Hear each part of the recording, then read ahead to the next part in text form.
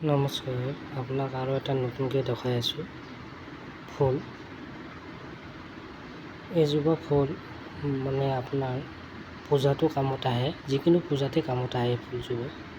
এইটো এটা আপোনাক দৰকাৰী এটা ক'ম, যিটো মাইকী মানুহ মাহিকা হৈ আছে, যাৰ কাৰোবাৰ কমজুৰি হৈ যায়, কিছুমানৰ বেছি দিন ওলাই থাকে, মাহিকাটো ভাল নহয়, তেতিয়া আপুনি এনেকুৱা কলিটো 5টা 6টা মিহিকৈ পিচি ল'ব।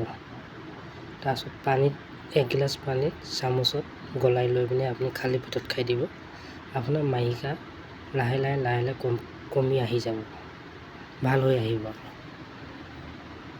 কাৰোবাৰ পেট বিষলৈও এইটো খাব পাৰে।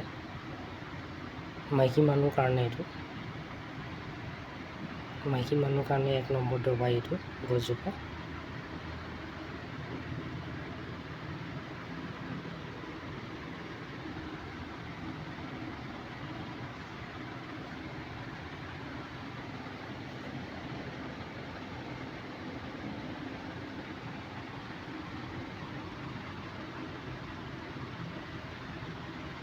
পাতকেইটা আপুনি ভালকৈ চাই লওক, চিনি পাবই গছজোপা। ফুলপাতো চাই লওক।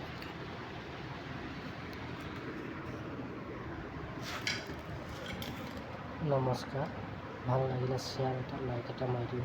নমস্কাৰ।